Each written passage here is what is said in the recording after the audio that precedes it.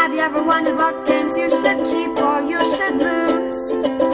Find out here at Purge Reviews. The first thing I'll explain in the basic game will be this board. And what you're going to have here is a round tracker across the top. And this will keep track of what round that it is. And each round something is going to happen. So in this case, you're going to get one of these tokens. These tokens will let you move up on this track down here one spot. Or when you play your cards, you can discard everything and try again. And then each of these spots will give you either an additional card or maybe allow you to have extra dice in or flip something over for free. Down here at the bottom, you're going to be keeping track of how far you can get around this. And there'll be a few benefits for this. But you see a symbol like this with the little circle with an arrow up. That means you can move up on this track. And pretty much it's going to give you like a free card. You can discard a card out of the game, trash it, I suppose. You get a royal card, which is worth 10 victory points. If you give up 9, 14, or 18 beer in a turn, you can get more royals, big ways to score victory points as you're going through. So that's kind of what this is going to be. Just a track for all of the players and a round tracker up here. And it gives you the icons on which of the goodies that you'll get that round. Here is your player board, and this is what it'll look like when you set up for the base game.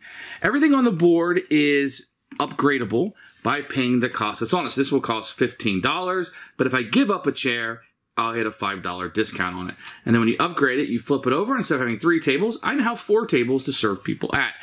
And each of these spots are going to be like that. So this one right here, I'll give you one more example, costs $12, but if I give up a server, I get a $4 discount. You flip it over, and I get a server every round. And so that's how the game is going to kind of flow. So every part on here that's kind of flippable, except for this part right here with the bartender, that's used for a module, is upgradable, and that's something you can spend your money on. So each round of players will have a starting deck that they'll have when the game started. And what you'll do is you'll turn over the top card, and if it's a person, you put them up here in a table, and then they'll be able to do that. Once you have all of the tables full, you are done drawing.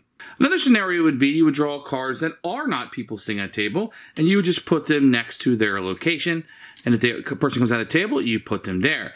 The good thing about having people come out is they're going to give you bonuses as a game. Once all the tables are full, then you stop drawing. Then the next thing is to do, each player is going to roll their dice and put them up here on their little trading thing here. So, and what's going to happen is you're going to draft dice. So what's going to happen first, you're going to draft a die from your location and put it underneath yours, and this person over here will draft theirs. Then you will then draft from another person's as they will cycle through, and they'll draft one from yours. Then, in a 2-player game, you'll come back to yours, and you'll draft, and then you'll draft the final one. And you'll end up with a collection of dice. Then what you can do is you're going to place the dice out. Each of these locations will require a dice. So let me pretend like I had drafted a 2 dice. If I had drafted a 2 dice, and one of the patrons are requesting a 2, I can put a die on there, and it will give me 2 coins for the round. I don't physically get those coins, I just have to spend them this round. Now, if you look down here, I'm able to store up to 2 dice, or 2 coins until the next turn. If I were to upgrade this, I can store up to 5 between turns. Now, if you look over here, this will require 1 or a 6, and it'll produce 1 beer for me. Now, because it has ... on it, I can put as many here as I would like. Where this one has a 1 time, I can only put 1 there to produce a beer. So I'm going to produce 1, 2, 3 beers for the round, which I can spend. I'll show you we can spend those on in a minute, but understand I can hold up to 2 over from round to round. Unless I upgrade, then I can store up to 5 per round. So these upgrades are really going to help you out. Now the server over here is kind of interesting. She has a plus dice. So you're also going to have 3 dice in your color. This is a maximum amount that you can have. So what she's going to allow me to do is take one of my own dice, roll it, and now I have this dice to also spend. Maybe I would want to go here and get an extra coin. If I go here on the 5 dice one, because it has that symbol, I move up on this track that I've already told you about. There are other cards like this one I would place down here, and it would give me 1 beer for every die that I place there. An extra chair could be placed up here, and then when I was drawing cards, I could have drawn additional cards to come out rather than having to stop with the 3. The other cards available is this guy, and you would place him here, and he simply brings you a beer each round. You don't have to place any dice there, he's just going to bring you a beer. The other guy is the Dishwasher, and basically he's going to allow you to add 1 to any die that you play this round. So my 3 could have been a 4, let's say. Or one of my 1s, I could have changed, if I had a dishwasher, into a 2 to get coinage instead of beers. So that's all of the cards that you're going to have. So what are you going to do with your money? Each game, these cards are going to be available for purchase.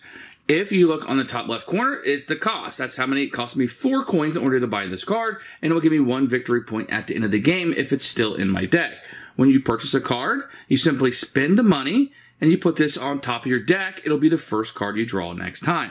The second thing you can do is what I've already explained, which is paying to upgrade your rooms. The good thing about upgrading your rooms is when you upgrade a room, you will also get a noble, and you'll be able to put a noble on top of your deck. Now, the noble is worth 10 victory points, so it's the most powerful victory point card in the deck, and you get to put it on. The really good thing about nobles is when they're drawn, they will sit on a chair. So let's say here, you drew a noble, and you drew another noble. Nobles don't get a second chair. They always like to sit together. So as many nobles as you draw, they're able to sit in the same table and kind of discuss things. They like to be together.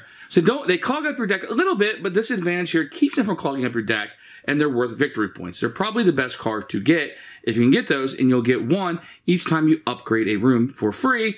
You will also gain them by giving up beer here to gain them or moving around on this track. Now that I've explained what to do with money, let's talk about what you do when you produce beer. Now you always have these 3s that are available. There's a deck of these that will be out always, and then you'll shuffle up the deck and draw 4 out. These are available to all players. And what you're basically going to be able to do is if you produce this amount of beer and you want to get this patron, you can give up this amount of beer. It will score your victory points if this is in your deck at the end of the game.